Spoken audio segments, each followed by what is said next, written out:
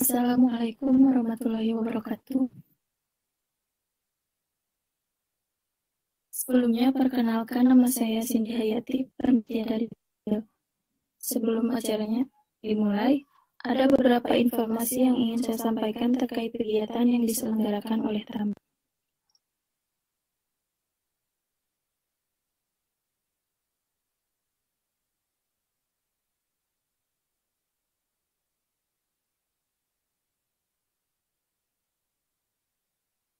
Tampil merupakan startup event community yang mengadakan berbagai webinar melalui platform Tampil yang dapat diakses melalui aplikasi Android, iOS, dan web.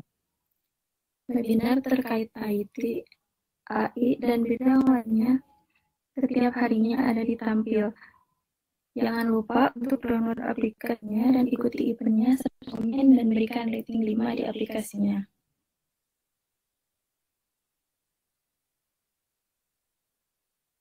Selain webinar, Anda dapat mengikuti kegiatan Bisa AI lainnya seperti bootcamp, course akademi terkait AI, IT, dan lainnya melalui aplikasi Bisa AI Academy yang dapat diakses melalui Android dan iOS.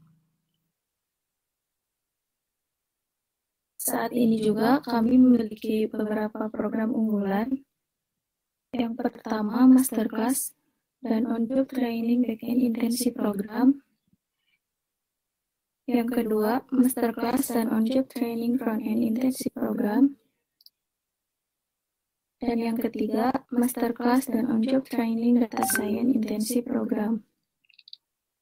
Program intensif tersebut dirancang untuk pemula yang ingin menguasai teknologi baik front-end, back-end, dan data science.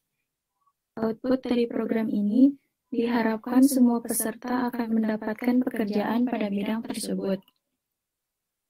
Program ini dirancang selama 1 bulan penuh, di mana 15 hari pertama training terkait program, dan 15 hari berikutnya adalah on-job training di kantor Bisa AI Jakarta atau Bandung, maupun partner Bisa AI, serta bisa secara online jika lokasi peserta berada di luar Jakarta atau Bandung. Pendaftaran program ini sampai dengan tanggal 25 Januari 2021 melalui aplikasi Bisa AI Academy. Jika Bapak Ibu berminat, silakan daftar sebelum kehabisan karena hanya untuk 20 peserta. Jangan lupa follow sosial media Tampil, ada youtube.com/tampil, ada instagram.com/tampil. Jangan lupa follow sosial media Bisa AI, ada youtube.com/bisa.ai, ada instagram.com/bisa.ai, dan ikut grup Telegram Bisa AI melalui link yang sudah tertera di public chat. Jangan lupa untuk berikan rating 5 dan komen positif pada Tampil dan Bisa AI Academy agar kegiatan rutin Tampil tetap berjalan. Terima kasih. Wassalamualaikum warahmatullahi wabarakatuh.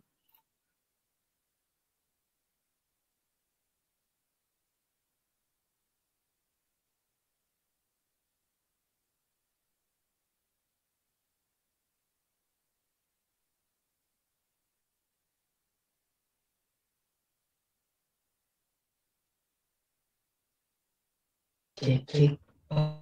Sudah terdengar.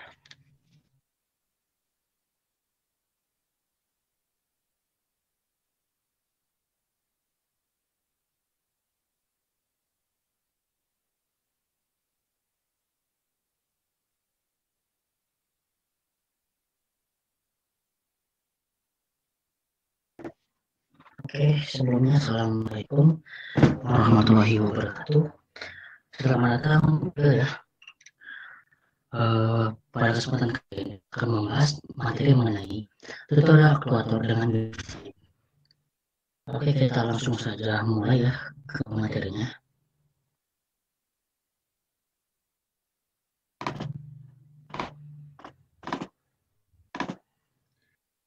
Aktuator dengan Unify. Nah, pengenalan dulu, ini pengenalan mengenai Unify dan JavaScript. Unify adalah platform JavaScript untuk robotika dan IoT. Nah, Unify ini menggunakan bahasa pemrograman JavaScript untuk pembuatan dan pengembangan alat robotika ataupun alat-alat IoT. Kemudian ada JavaScript. JavaScript adalah bahasa pemrograman tingkat tinggi yang sering digunakan untuk membuat sebuah web. Nah, pada penggunaan pada Arduino, JavaScript ini digunakan untuk menggantikan bahasa C yang biasanya digunakan oleh Arduino seperti itu ya untuk pengenalan awal tentang Unified dan JavaScript. Nah, aktuator merupakan suatu alat yang kita implementasikan itu sebagai sendi pada tubuh. Nah, aktuator adalah sebuah peralatan mekanis untuk menggerakkan atau mengontrol sebuah mekanisme atau sistem. Nah, berfungsi untuk membuat sinyal kontrol yang berasal dari controller menjadi sinyal baru dengan daya yang besar dan sesuai yang dibutuhkan. Nah, untuk aktuator ini banyak sekali jenis-jenisnya, tetapi yang saya gunakan itu pada materi kali ini itu menggunakan motor servo ya. Nah, ini yang harus dipersiapkan. Yang pertama ada Visual Studio Bluetooth, kemudian Node.js dan Unified. Nah, Unified ini library yang kita gunakan. Kemudian ada apps.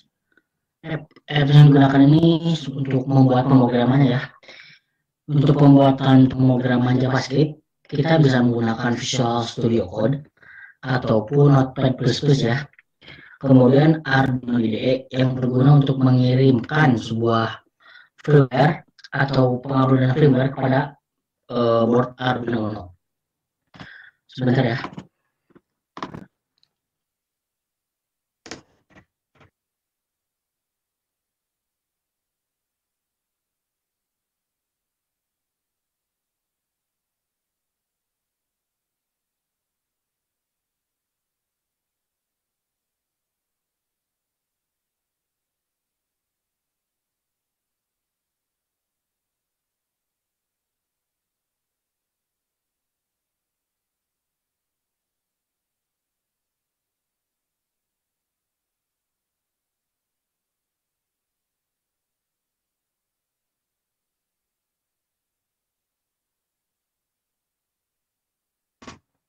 Nah, itu link yang dapat kalian download untuk mendownload Visual Studio Code dan Arduino IDE. Nah, oke, kita lanjut. Nah, ini tata cara penginstalan dari Visual Studio Bluetooth ya. Nah, VSBT itu saya singkat ya, merupakan sebuah ide atau Integrated Development Environment yang di dalamnya terdapat beberapa library yang dibutuhkan untuk pembuatan atau pengembangan aplikasi. Nah, terus bagaimana cara penginstalannya? Oke, kita pertama buka dulu CMD ya. Nah, setelah CMD terbuka, kita langsung ketik npm install global windows tools. Nah, seperti ini saya contohkan.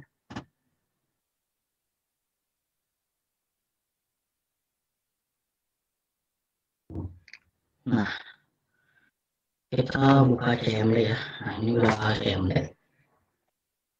Seperti yang tadi, npm. Oh ya, sebelumnya saya lupa memberitahu. Kalian install dulu Node.js seperti yang berikut.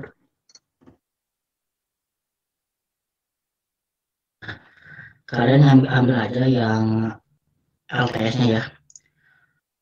Nah, nanti kalian sesuaikan dengan OS yang kalian gunakan. Setelah di download Node.js-nya, kalian langsung install saja ya. Setelah penginstalan selesai, kalian langsung buka ke CMD dan cek apakah sudah terinstall baik npm ataupun Node.js-nya.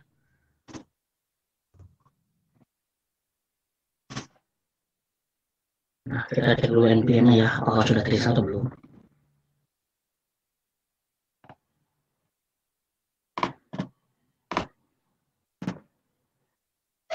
Nah, Ini npm-nya telah terinstall ya. Kita cek Node.js-nya. Node version.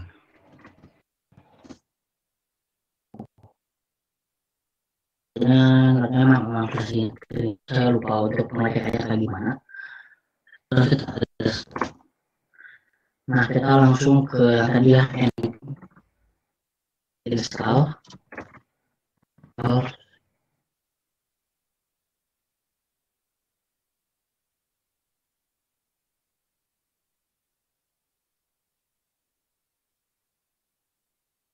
global Windows build tools. Nah, kita tunggu sampai instalasi ini selesai ya. Nah, kalau misalnya instalasi selesai, itu nanti kalian akan diberitahu untuk men-set tahun berapa yang akan digunakan. Nah, npm config set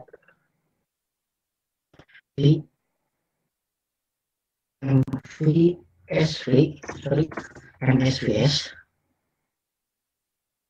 version 2017. Nah, di sini saya menggunakan 2017 karena ketika saya menggunakan yang terbaru itu tidak bisa digunakan untuk uji coba Johnny Five-nya seperti itu. Nah, setelah selesai nih untuk visual Visual Studio Build Tools-nya, kita langsung instalnya library Johnny Five. Nah, dengan cara kita buat dulu nih folder dari Johnny Five-nya. Nah, setelah Johnny Five itu terinstall, setelah kita membuat foldernya, kita buka cmd. Nah, setelah cmd itu dibuka, kita langsung masukkan ke folder yang telah kita buat tadi. Nah, misalnya di sini saya menyimpan di data.m, kemudian nama foldernya itu Johnny Five. Nah, di sini kita masuk ke folder itu dengan cara cd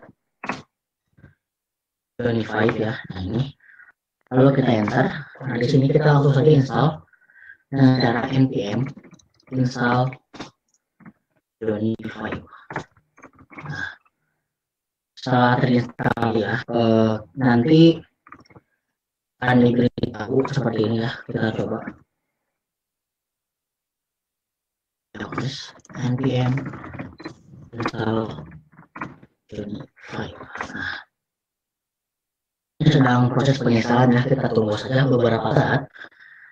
Nah, terus kalau misalnya kalian ingin tahu nih eksperimen saja yang pernah gunakan atau sering diprogramkan Arduino dan JavaScript, nah kalian bisa cek saja di link berikut ya.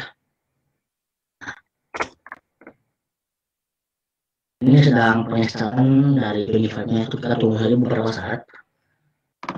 Nah, terus setelah itu kita langsung masuk ke praktek. Nah, praktek alat yang digunakan itu yang pertama ada Arduino Uno dan motor servo. Nah, untuk Arduino Uno itu kita ibaratkan sebagai otak pemrogramannya ya.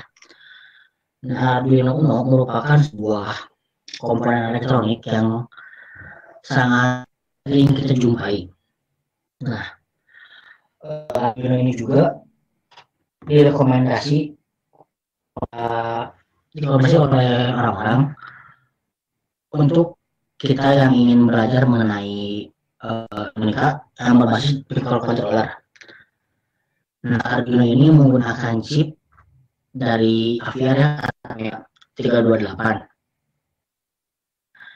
Nah, jenis-jenis dari Arduino ini ada banyak, tapi yang sering itu yang pertama ada Arduino Uno, Nano, dan Arduino seperti itu.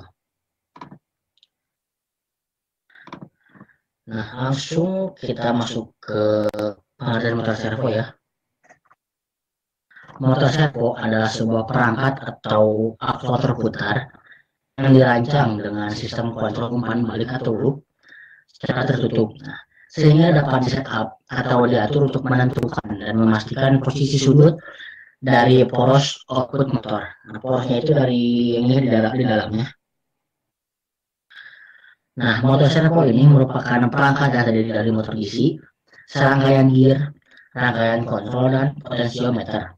Nah, serangkaian gear ini melekat pada poros motor DC yang akan memperlambat putaran poros dan meningkatkan torsi motor servo.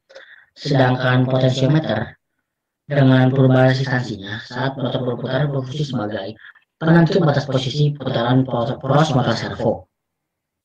Nah, pada dasarnya motor servo ini bekerja dengan berdasarkan sinyal modulasi lebar pulsa atau pulse wide modulation atau sering disingkat PWM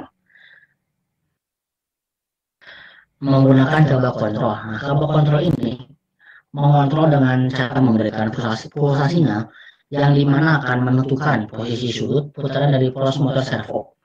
Misal saja pada PWM dengan waktu 1,5 milisecond akan memutar poros servo dengan posisi sudut 90 derajat. Nah, apabila waktu PWM-nya lebih kecil, maka akan berputar ke arah 0 derajat atau berlawanan dengan arah jarum jam.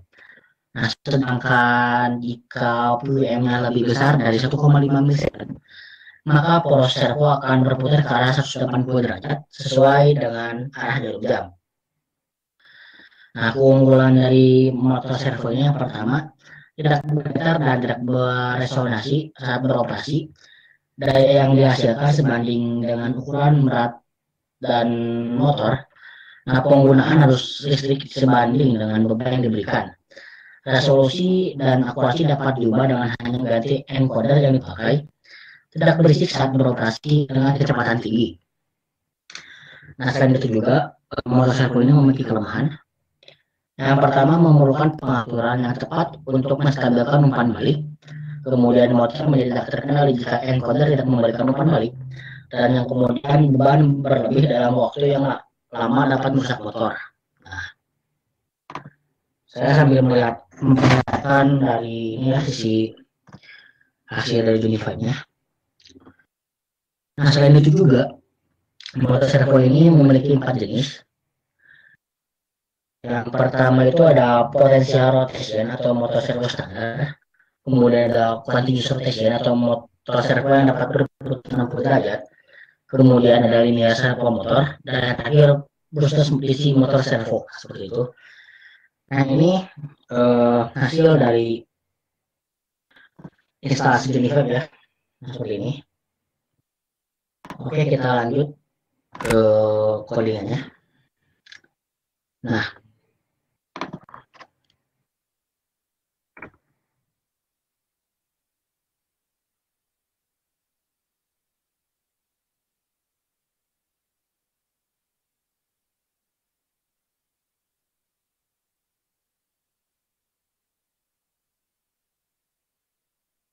oke, yang pertama ini merupakan penjelasan dari hal apa aja sih yang dibutuhkan. Nah, kan ini kan ada cons, board, dan servo.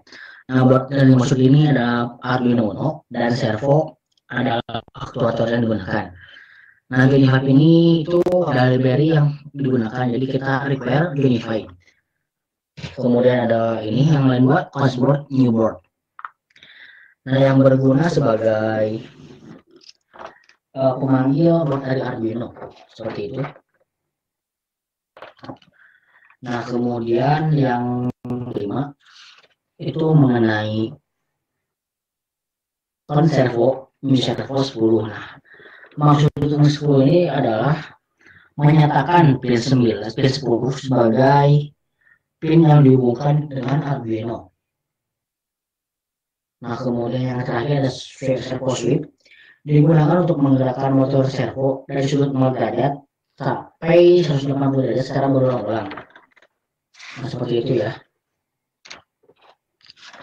Oke, sebentar.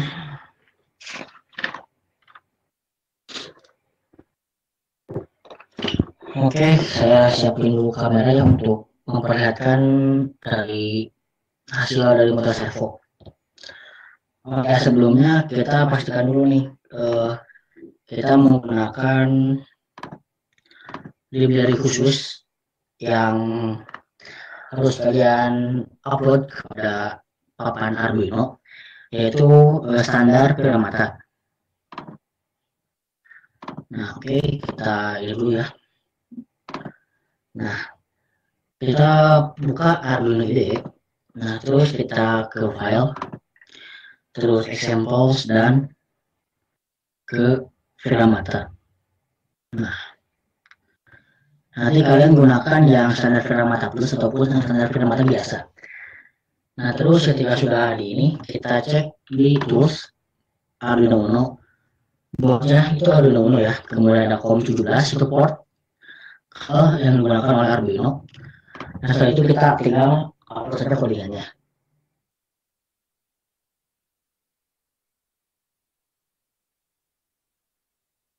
Kita tunggu sampai penguploadan ini selesai ya.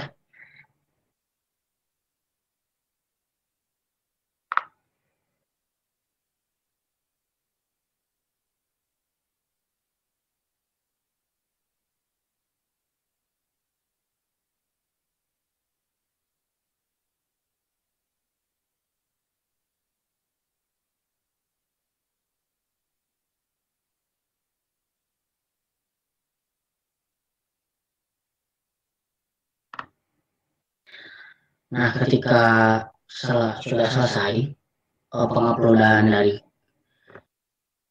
Arduino ini, nah kita langsung saja buka Visual Studio Code dan buat codingan yang sama persis dari PPT yang tadi ya, atau kalian juga bisa mengkopinya nih dari link sini.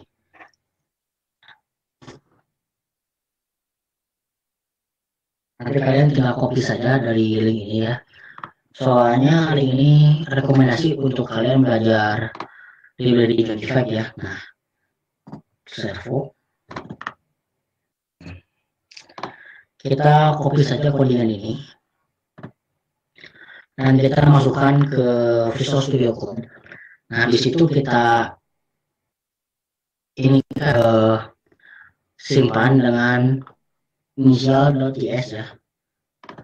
Nah, kan untuk Arduino ini kan sering menggunakan Ino ataupun ya itu yang Ino. Nah, sedangkan ini kita menggunakan yang Node.js. Nah,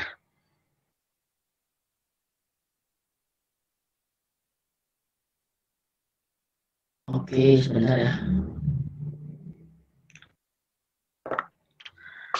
Nah, setelah terupload nih, kita buka CMD kembali dan terus kita masuk ke folder yang telah kita buat untuk codingannya.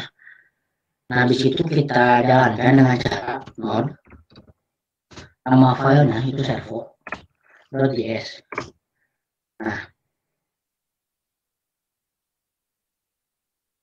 Nah, ini merupakan pemanggilan library Johnnyfive dan codingan yang digunakan. Nah, untuk ini itu pemanggilan data dari Arduino IDE dan seperti port yang digunakan, kemudian library yang firmware yang digunakan. Nah, ini merupakan pemanggilan codingannya. Nah, ini kerja dari ini ya, motor servonya. Nah, motor servo ini terdiri dari tiga kabel ya. Kabel pertama itu yang warna oranye itu sebagai kaki input, kaki data ya, kaki oranye yang foto oranye ini. Nah, ini merupakan kabel data yang dimana kabel data ini harus terhubung pada papan Arduino yang ada simbol PWM. Nah, kemudian yang warna merah itu sebagai pin input sebesar 5 volt dan yang pin coklat itu sebagai ground. Mungkin sekian. Nah, apabila ada yang ingin ditanyakan, persilakan ya.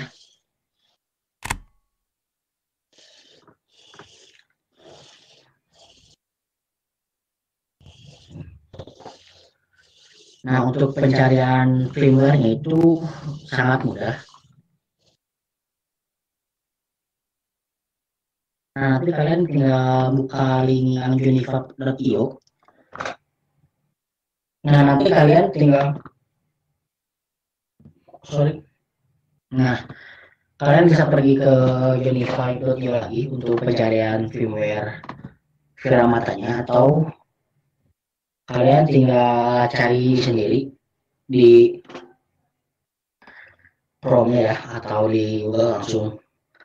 Nanti akan muncul GitHub dari orang yang telah mengupload codingan atau firmware Viramatanya seperti itu.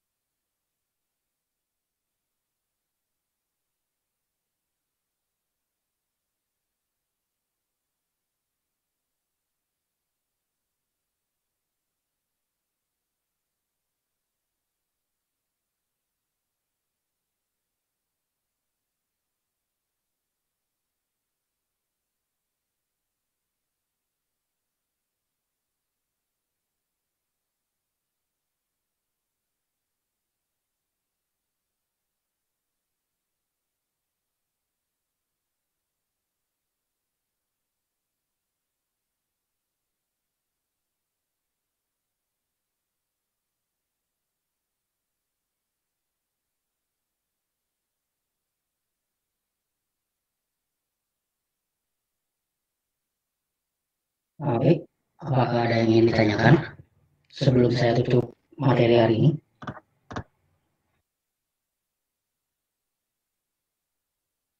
Nah, selain menggunakan servo juga, kalian bisa kembang.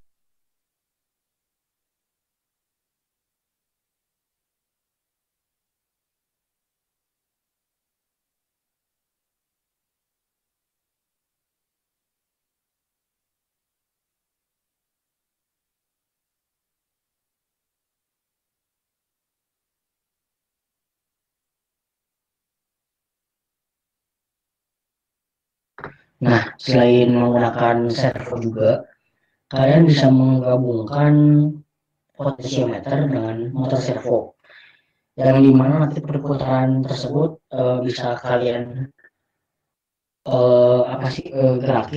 gerakan dengan cara memutarkan potensiometer tersebut. Nah, seperti itu ya. Oke, sebelumnya apakah ada yang ingin ditanyakan terlebih dahulu sebelum saya akhiri?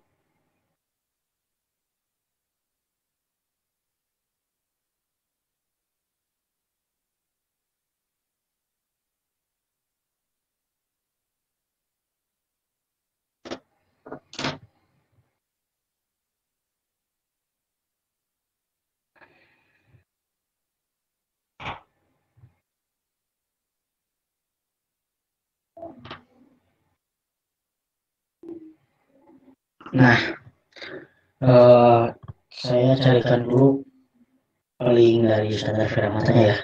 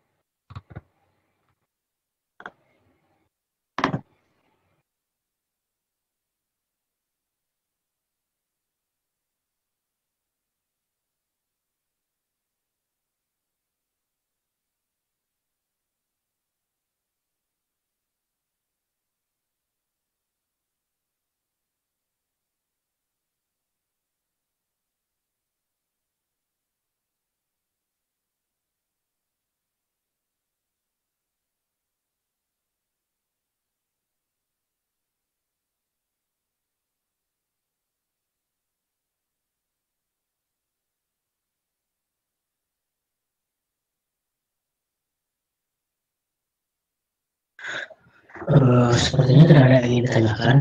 Oke,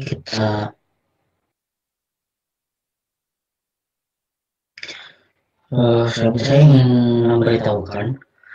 Nah, apabila kalian ingin belajar mengenai artificial intelligence, IoT, Android, ataupun back-end ataupun front-end, nah, kalian bisa menginstal aplikasi Bisaya Academy yang tadi telah dijelaskan oleh panitia. Nah, selain itu juga kalian bisa mengikuti bootcamp-bootcampnya yang dimana bootcamp tersebut uh,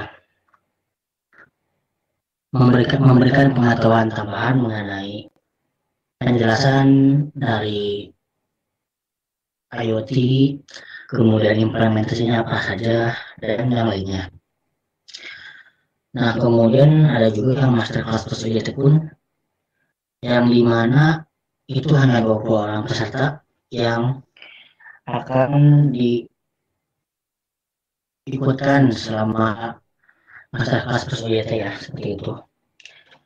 Nah, untuk webinar yang hari ini itu ada sentimen analis Python, kemudian ada tutorial offensive untuk manage container dan workload ya, dan yang terakhir itu ada capture the flag from competition into implementation. Seperti itu webinar-webinar yang akan datang pada hari ini. Oke, sekian dari saya. Nah, untuk kalian ingin meminta library Viramata atau library Juniper untuk Arduino, silakan chat saya pada email berikut. Oke, mungkin sekian saja dari saya. Mohon maaf apabila saya memiliki kesalahan ataupun kekurangan. Mohon dimaafkan. Wassalamualaikum warahmatullahi wabarakatuh. This is AI for everyone. You are currently the only person in this conference.